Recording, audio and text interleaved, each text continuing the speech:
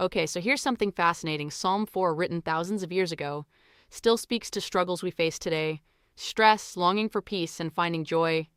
Isn't it wild how something so ancient can feel so current? It really is. And what's amazing about Psalm 4 is how it's not just a prayer, but almost like a conversation. David is talking to God, to the people around him, and even to himself. It's layered in such an interesting way. Exactly. And it starts with this raw, heartfelt plea in verse 1. Answer me when I call to you, my righteous God. Give me relief from my distress. Have mercy on me and hear my prayer. It's such a vulnerable opening. That phrase, my righteous God, really stands out. It's like David is reminding himself of God's character, righteous, just, and faithful. It's grounding, especially when he's in distress.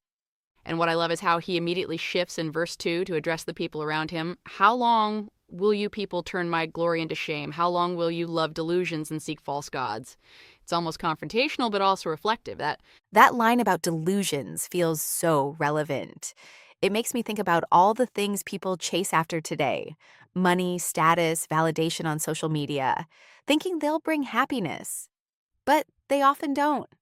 right? And it's such a timeless struggle. Then in verse 3, David says, know that the Lord has set apart his faithful servant for himself. The Lord hears when I call to him.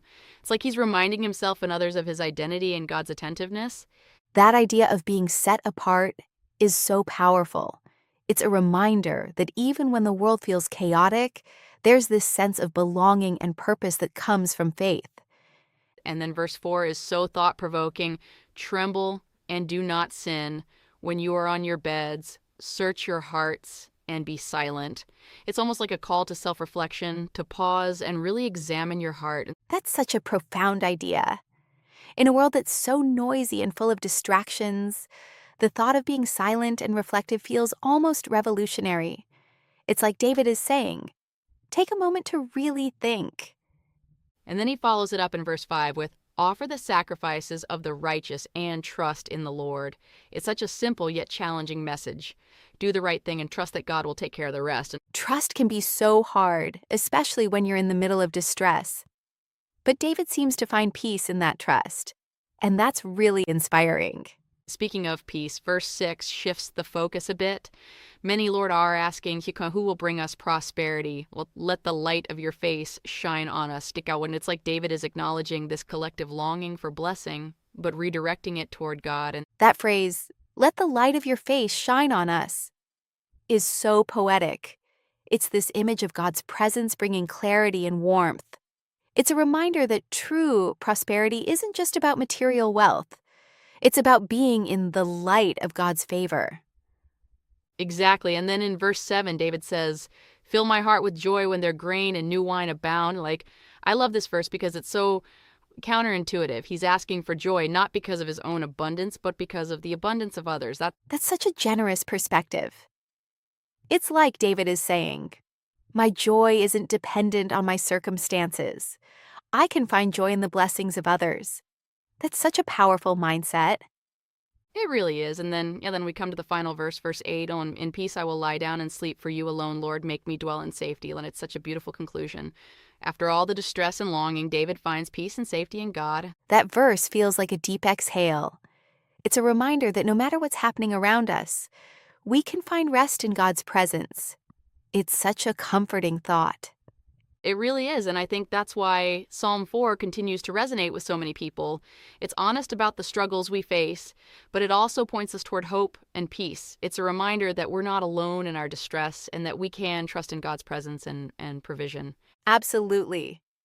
And I think it's also a reminder of the power of prayer. David's words show us that prayer isn't just about asking for things.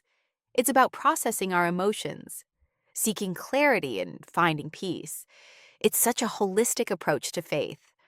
That's so true. And I think there's something really beautiful about the way David weaves together his personal struggles with his faith and his concern for the community. It's a reminder that our faith isn't just about us, it's about how we relate to others and to the world around us. Exactly. And I think that's what makes the Psalms so timeless. They're deeply personal, but they're also universal. They speak to the human experience in a way that transcends time and culture. And Psalm 4 is such a perfect example of that. It's a reminder that even in our darkest moments, we can find light, joy, and peace. It's a message that I think we all need to hear no matter what we're going through. Absolutely. It's a beautiful reminder of the power of faith and the comfort of God's presence. I think I'll be reflecting on this psalm for a while. Me too. It's amazing how much wisdom can be packed into just a few verses. It's definitely a psalm worth revisiting again and again.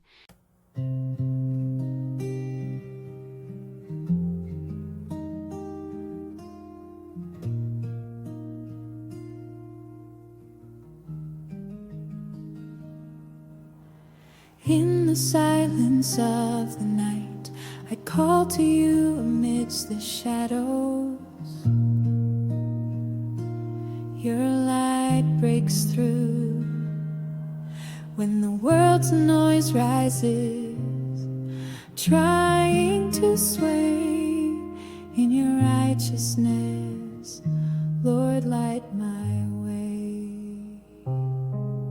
Oh God of my relief, hear my cry in my distress. You're always nigh. You've set apart the faithful for your own. I lift my voice to your throne.